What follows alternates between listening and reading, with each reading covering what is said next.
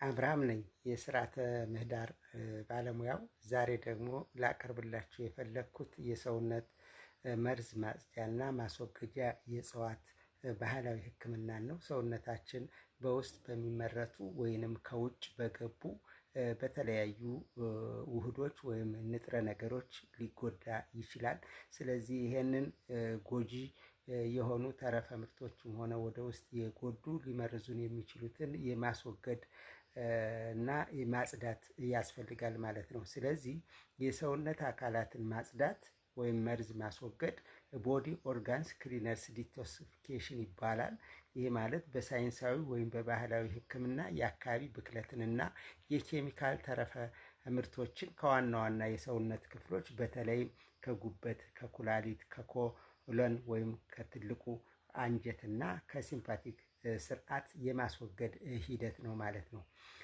በተፈጥሮ የሰውነት አካላትን መበከልና መመረዝ ጉበትና ኩላሊት በየቀኑ 24 ሰዓት በሳምንት 7 ቀን ስለሚያጸዱ ሰውነታችን ለንግድ ተብሎ የተዘጋጁ የመርዝ ማጽጃ ወይም ዲቶክስ ምርቶች አያስፈልጉትም። ይህ እንግዲህ በተፈጥሮ ሰውነታችን በውስጡ የሚፈጠሩትን ወይንም ወደ ውስጥ የሚገቡትን መርዛማ ወይም ሊበክሉ የሚችሉ ነገሮችን የማስወገድ አቅም አለው ማለት ነው።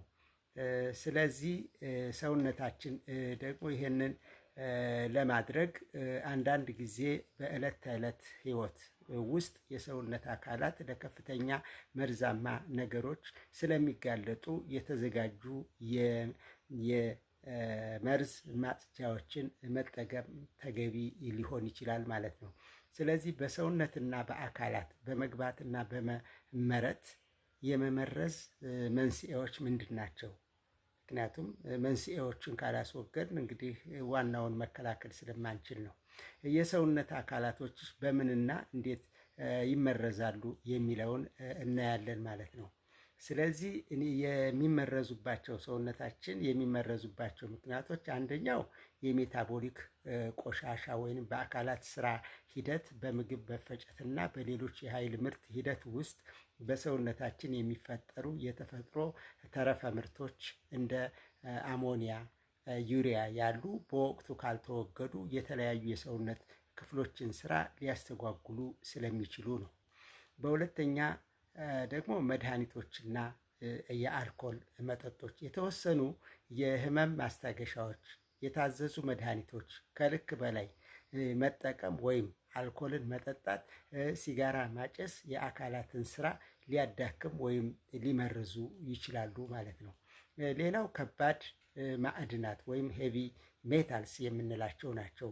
ከውሃ ከምግብ ወይም ከኢንዱስትሪ አካባቢዎች የሚወጡ እንደ እርሳስ፣ ሊድ፣ ሜርኩሪ፣ ካድየም ወይም አሉሚኒየም ያሉ ንጥረ ነገሮች ውህዶች በመጋለጥና የደም ዝውውርና የሰውነት አካላትን ስራ ሊያዳክሙ ወይም ሊያስቆሙ ስለሚችሉ ነው። ሌላው የአካባቢ መርዞች ናቸው። ይሄ ማለት ኢንቫይሮንሜንታል ቶክሲንስ የሚባሉ ናቸው። እነዚህ ኢንቫይሮንሜንታል ቶክሲንስ የምንላቸው በምግብ ሰብሎች ላይ የሚረጩ የነፍሳትና የአረም ማጥፊያ ኬሚካሎች፣ በጥንቃቄ ካልተወገዱ ፈሳሽና ደረቅ ቆሻሻዎች፣ የአየር ብክለትና የፕላስቲክ ውህዶች አካላት ላይ ከፍተኛ ጉዳት ሊያስከትሉ ይችላሉ ወይም ያስከትላሉ ማለት ነው። ስለዚህ በኢትዮጵያ በሳይንሳዊና ባህላዊ ሕክምና የተለያዩ በርካታ እጽዋት የሰውነት አካላትን ለማጽዳትና መርዝ ለማስወገድ የሚያፋጥኑ ኃይለኛ ንቁ ኬሚካል የሰውነት ክፍሎችን ለመጠበቅና የሰውነት ቆሻሻን በተፈጥሯዊ መንገድ እንዲያስወግዱና ለማገዝ በሰውነት ላይ ጥቅም ላይ የዋሉ ዋና ዋና እጽዋት አይነት ዝርዝር አጠቃቀም፣ የሚደግፉት አካል መጠን፣ አዘገጃጀት እና መወሰድ ያለባቸው ጥንቃቄዎችን ለመለየት ጥረት ተደርጓል ማለት ነው። በመሆኑም የሰውነት ክፍሎችን ወይም ኦርጋኖችን ጤናና ስራ ለመደገፍ እና በተለያዩ የሰውነት ክፍሎች የተለያዩ እጽዋትን በባህላዊ ሕክምና ውስጥ ለረጅም ጊዜ ጥቅም ላይ ውለዋል ማለት ነው። ከነዚህ እጽዋት መካከል ብዙዎቹ ሰውነት በተፈጥሯዊ መንገድ መርዝ እንዲያስወግድ የሚረዱ ጸረ ኦክሲዳይዝ ወይም አንቲኦክሲደንትስ የሚባሉ ጸረ ብግነት ወይም አንቲ ኢንፍላመንተሪ እና የጉበትን የሚደግፉ ባህሪያት አሏቸው ማለት ነው። ከዚህ በታች የተዘረዘሩት እጽዋት እንግዲህ በተለያዩ ሀገሮች እና በኢትዮጵያ የአካል የሰውነት ክፍሎች እና የሴል መመረዝን ለመቀነስ ጥቅም ላይ የዋሉ እጽዋት ናቸው ማለት ነው። ለምሳሌ ኮሶ ወይም ሃይጂኒያ አብሲኒካ የምንለው ኮሶ በኢትዮጵያ ውስጥ በጣም ታዋቂ ከሆኑ የእጽዋት አንዱ ነው። ጥሬ ስጋ ወይም ክትፎ ከተበላ በኋላ የሆድ ዕቃን የአንጀት ትልንና አፍን ለማጽዳት የኮሶ ትልንም ለማስወገድ ለዘመናት በሰፊው ጥቅም ላይ ውሏል ማለት ነው። በዚህም በውስጡ በርካታ ንቁ ኬሚካሎች አሉ ይህንን ስራ የሚሰሩ ማለት ነው። ስለዚህ እንግዲህ የአሰራር ወይም የባህላዊ ዘዴው የደረቁ የሴት ኮሶ አበባዎች ተፈጭተው ዱቄቱ ይደረጋሉ። ከዚያም ከውሃ ወይም ከባህላዊ ማር ጠጅ ጋር ተበጥብጠው ይጠጣሉ ማለት ነው። የደህንነት ማስጠንቀቂያ ኮሶ በጣም ኃይለኛ ተክል ነው። ዘመናዊ የስነ መርዝ ወይም አንቲ ቶክሲኮሎጂካል ጥናቶች እንደሚያሳዩት ያልተስተካከለ አዘገጃጀት ወይም ከልክ ያለፈ ባህላዊ አወሳሰድ ከፍተኛ የማቅለሽለሽ፣ የጉበት መቆጣት፣ ዘላቂ የእይታ ነርቭ ጉዳትና ዕውርነት ወይም የፅንስ መጨንገፍ ሊያስከትል ስለሚችል መጠኑን በአዋቂዎች ወይም በሕክምና ሰዎች የተረጋገጠ መሆን አለበት ማለት ነው። ሌላ ግራዋ ነው። ግራዋ እንግዲህ ቬርኖኒያ አሜግዳሊያ ነው በሳይንሳዊ መጠሪያው። ግራዋ የባህላዊ አጠቃቀሙ በኢትዮጵያ ደጋማና ቆላማ በሆነ የገጠር አካባቢዎች ከፍተኛ ዋጋ የሚሰጠው ተክል ነው።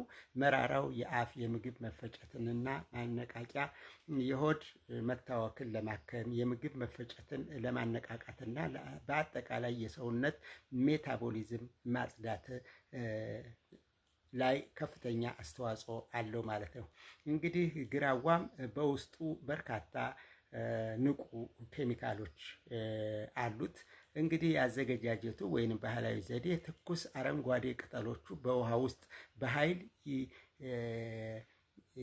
ይቀጠቀጡና በንጹህ ጨርቅ ይጣራል። ከዚያም በጣም መራራው ፈሳሽ በጥቂት መጠን በአፍ ይወሰዳል ማለት ነው። ሌላኛው እጽዋት ዳማ ከሴ ነው። ዳማ ከሴ እንግዲህ ለበርካታ ጥቅም የሚውል እጽዋት እንደሆነ እናውቃለን። ስለዚህ የሰውነት መርዝንም ለማስወገድ እንጠቀምበታለን። ጥቅም ላይ እየዋለ ነው ማለት ነው። ዳማ ከሴ በባህላዊ አጠቃቀም በሁሉም የኢትዮጵያ ገጠር አካባቢዎች የጓሮ አትክልት ነው። ስለዚህ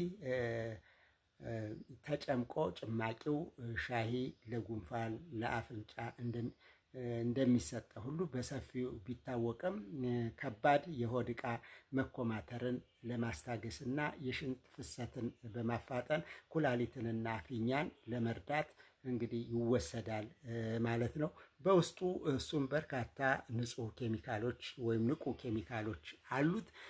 ባህላዊ እንግዲህ አሰራር ዘዴ ትኩስ ቅጠሎችን በአፍ መዳፎች መካከል እንግዲህ ይታሹና በእጅ መዳፍ መካከል ይታሹና የሚወጣው ጭማቂ በጥሬው ወይም በአካባቢው ከተገኘ በማር ጋር ተቀላቅሎ መጠጣት ማለት ነው። ይሄ እንግዲህ በሰውነት ውስጥ ያሉ መርዝ እንትኖችን ሊያስወግድ ይችላል ማለት ነው።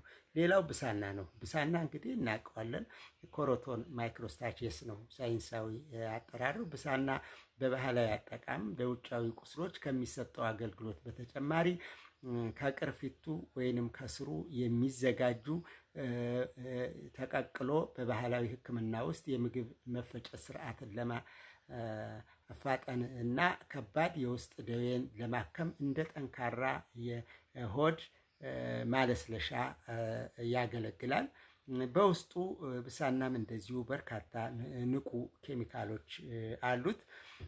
ባህላዊ አዘገጃጀቱ የብሳና ቅርፊቱ ክፍሎች በውሃ ውስጥ ተቀቅለው ጠንካራ ሻይ ይዘጋጃል። ይህም ተሞክሮ ባላቸው ትልልቅ ሰዎች ወይም ጥብቅ ቁጥጥር ሊደረግበት ይገባል። ምክንያቱም እንደ ኮሶ ይህም መጠኑ በጣም የተወሰነ ስለሆነ እና በመጠን መወሰድ ስላለበት ነው። ሌላ ሚልክ ትዊስ የሚባለው እጽዋት ነው። እንግዲህ ሚልክ ትዊስ የጉበት መርዝ ማስወገድ ሂደትን ለመደገፍ እና በጉበት ላይ የሚከሰት መርዛማነትን ለማከም በጣም ከሚታወቁ እጽዋት አንዱ ነው። በተለምዶ ጉበት በመርዞች በአልኮል እና በተወሰኑ መድኃኒቶች አማካኝነት ከሚደርስበት ጉዳት ለመጠበቅ ያስችላል ማለት ነው። ብዙ ጊዜ ሚልክ ትዊልስ ብዙ ጊዜ የአገር በቀል እጽዋት አይደለም፣ ግን በስፋት ጥቅም ላይ የዋለ እጽዋት ነው። በውስጡም እንደዚሁ በርካታ ንቁ ውህዶች ያሉት ነው ማለት ነው። እንግዲህ ጠቃሚ ጎንዮሽ የጉበት መርዝ አስወጋጅ፣ ጸረ ኦክሲዳይድ እና ጸረ ብግነት የጉበት መታደስን ያፋጥናል፣ የጉበት ሴሎችን ከመመረዝ ይጠብቃል፣ እንዲሁም የመርዝ ማስወገድ ሂደቶችን ያሻሽላል ማለት ነው። አጠቃቀሙ እንግዲህ ሚልክ ትዊዝ በተለምዶ በካፕሱል በክኒንም በተለያየ መንገድም ተዘጋጅቷል። ምክንያቱም በዘመናዊ ላቦራቶሪም እየተረጋገጠ ስለሆነ ነው። ግን በአብዛኛው ቀጥታ በሻይ መልክ ይወሰዳል፣ በባህላዊ መንገድ ማለት ነው። ሌላው ስድስተኛ ዳንዲ ላዮን ነው። ዳንዲ ላዮን እንግዲህ ተራክሳከም ኦፊሲኒያሌ ነው የሚባለው በሳይንሳዊ አጠራሩ።